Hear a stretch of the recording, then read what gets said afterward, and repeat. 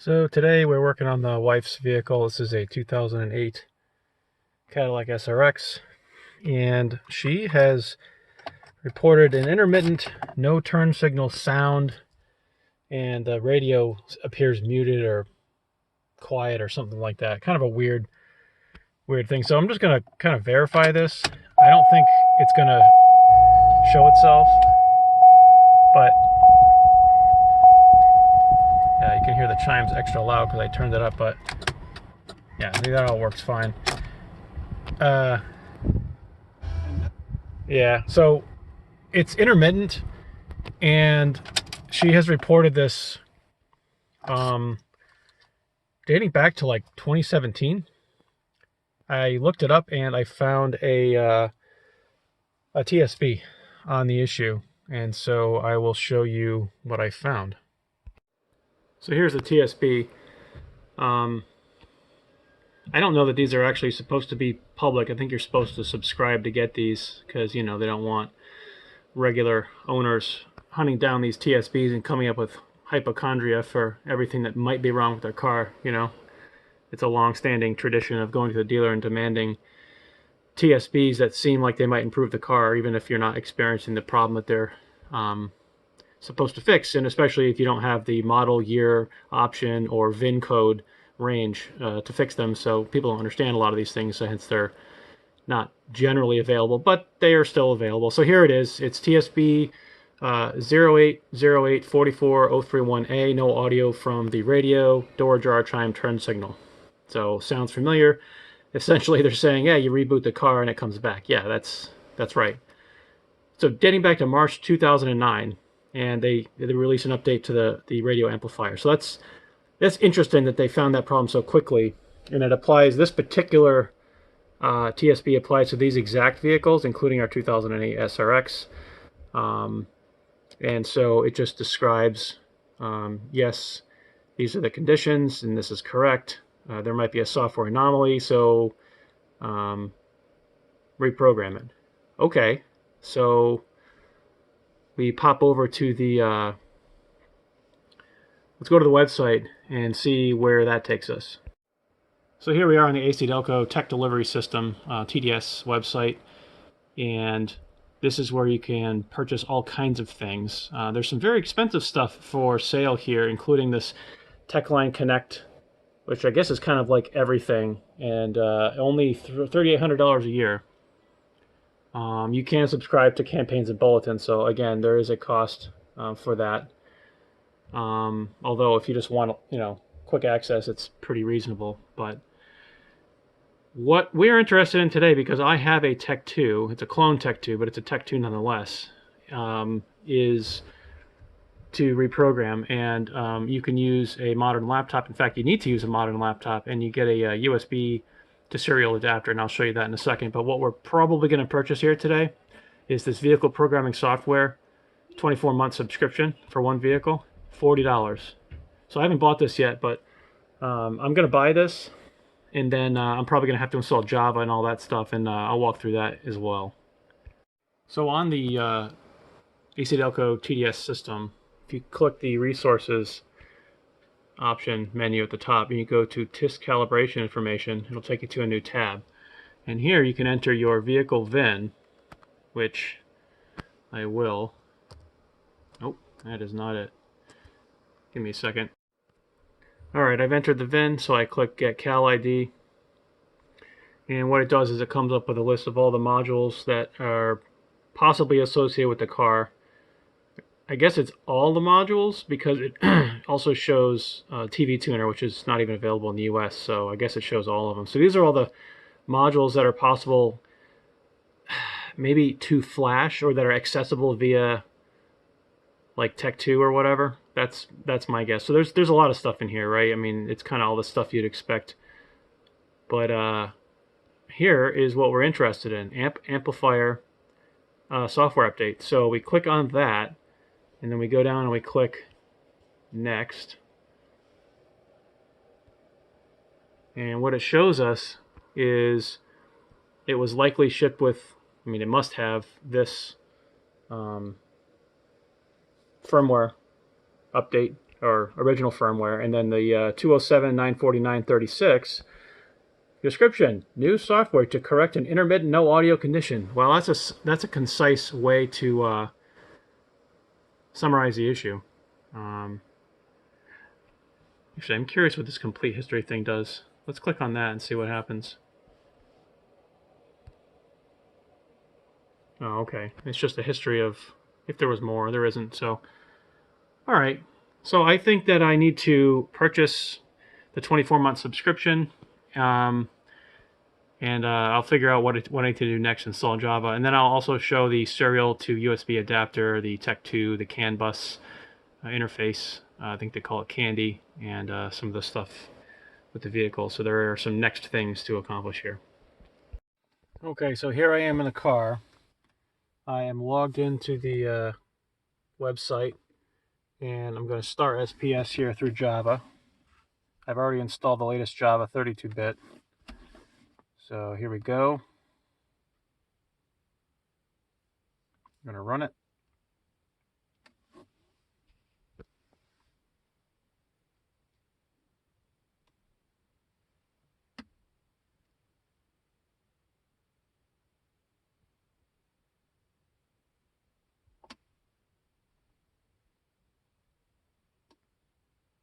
Okay, and now I am connected. Here's the full configuration. So USB port connected to the recommended trip light.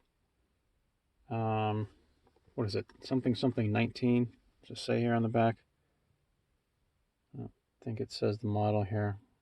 Does it? I don't know.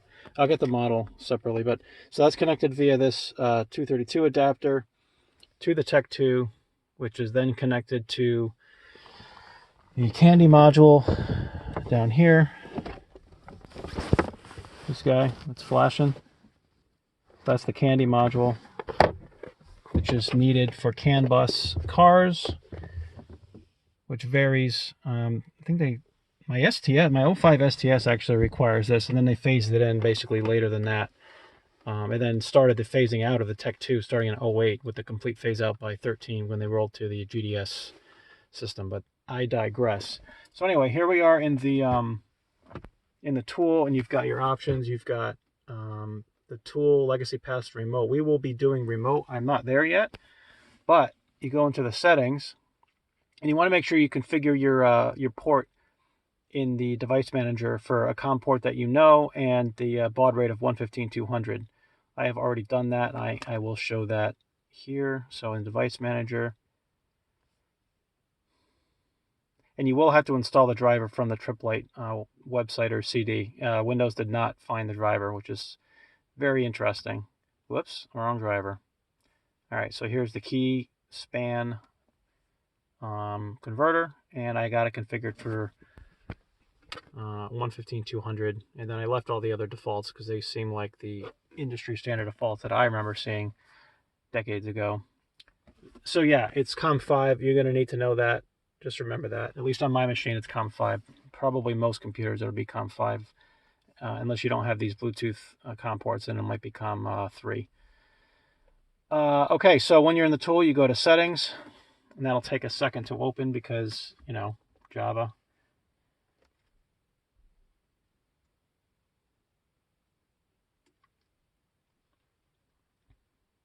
More than a second, really. 5 seconds, 10 seconds. Should open about now. Wow. But yeah, so I've got the Tech 2 powered on just at the sort of idle screen. It already detects the Candy module, which you will need on many GM vehicles, like I said, in the ranges I mentioned. You go to the diagnostic tab. You will select remote. And I have already selected my COM5. Auto could work, right? It might just query all your COM ports and do the right thing, but it seems like you should probably select the right COM port right off the bat. And then you will click test connection. And then magic will happen. This thing will start blinking. This thing will start doing stuff.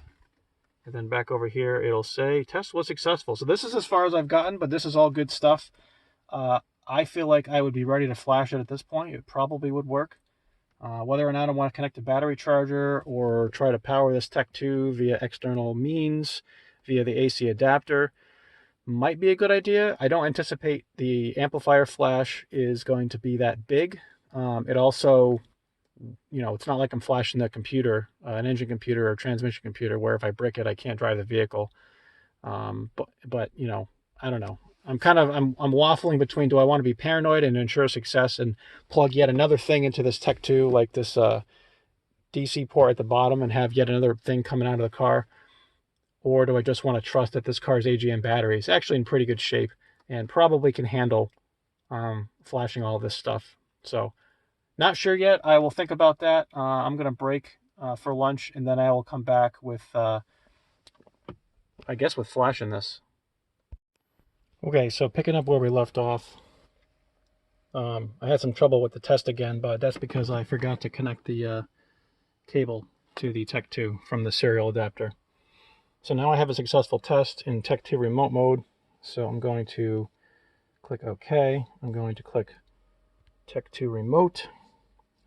And I'm going to click reprogram because I'm not replacing. I'm going to click next. Okay. Wait for Tech 2 start screen. Okay. Oh, hang on.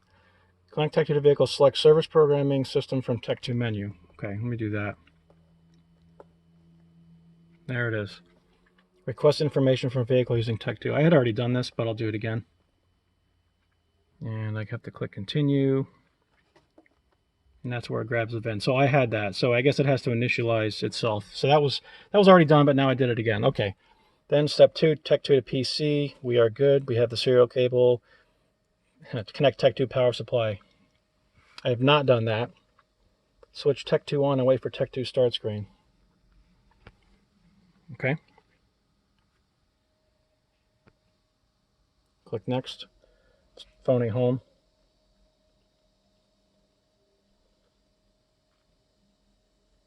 See what happens.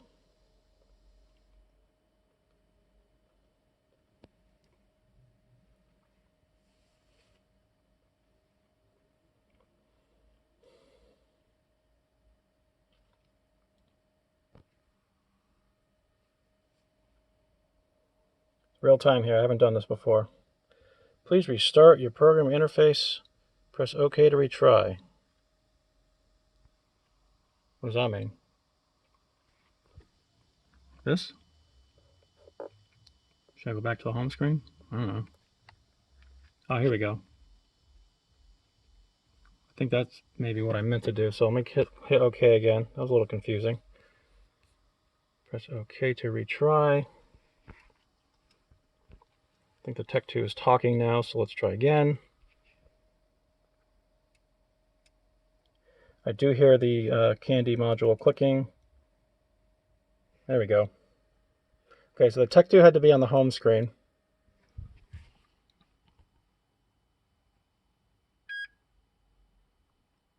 You just rebooted my Tech 2. It's a little bit concerning. Or maybe it's normal. Correct VIN. I'm going to say yes. Oh, so the Tech 2 rebooted. Maybe that's why they wanted to... I'm going to see if I can power this external. I don't think I like that. Let me try this one more time before I actually flash something. Let's see what it does here.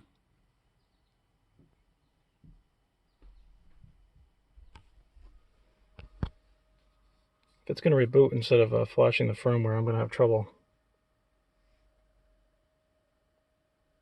There's a field action. Please check. Okay, so we want to select none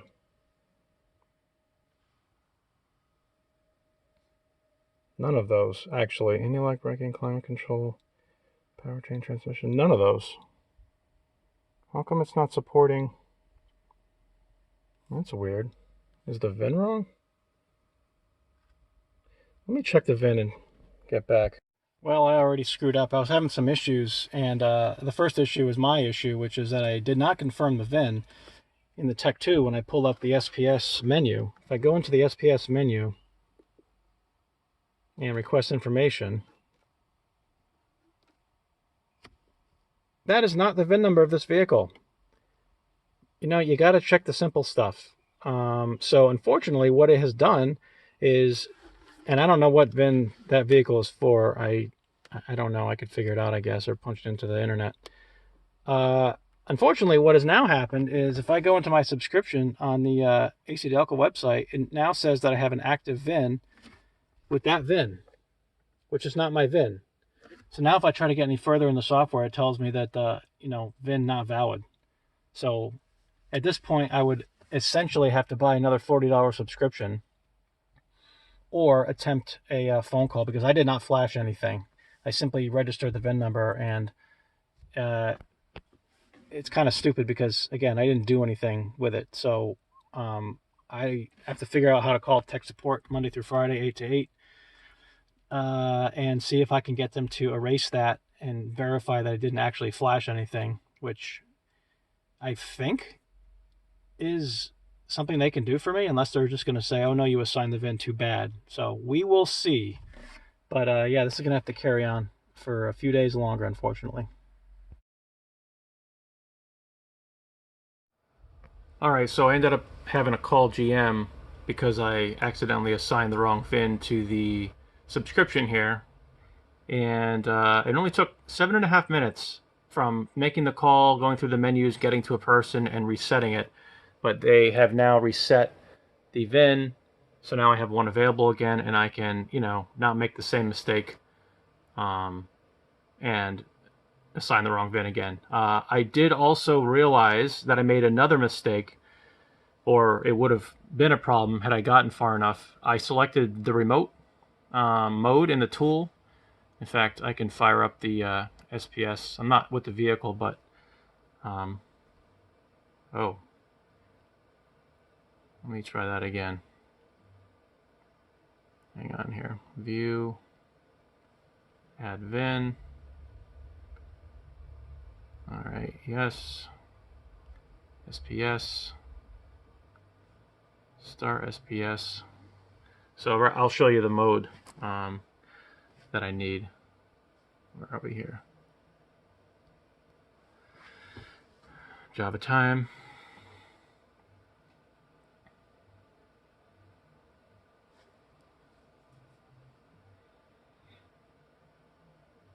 Okay, so last time I just did the wrong thing. So I said that I needed a remote. What I actually wanted was legacy pass-through, and effectively, I knew about the two modes. I just had their names reversed in my head, so I guess I'm taking partial credit, even though I got the wrong answer here. So what remote is the opposite of what I thought it was, and what it is remote. Remote means remote. It really means remote TIS 2000 is what it's intended to be. So the idea is, back in the day, you know, particularly from vehicles ranging from 96 to 2007 or so, you would have a remote TIS 2000, you know, desktop computer sitting in your shop, right?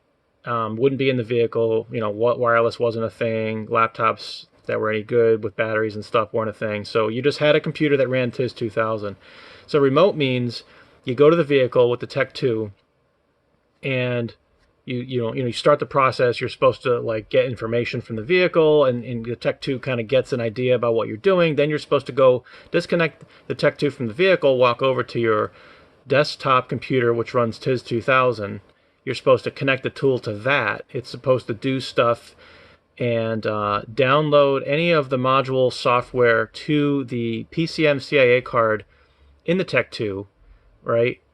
Kind of just a temporary buffer. Then you're supposed to disconnect it from the PC, walk back over to the vehicle, and complete the programming process from the Tech 2. That's what remote mode is. That is the opposite of what I thought it was. Pass-through is the mode I thought it was. And I guess the term legacy pass-through threw me. I'm like, legacy? I don't want legacy.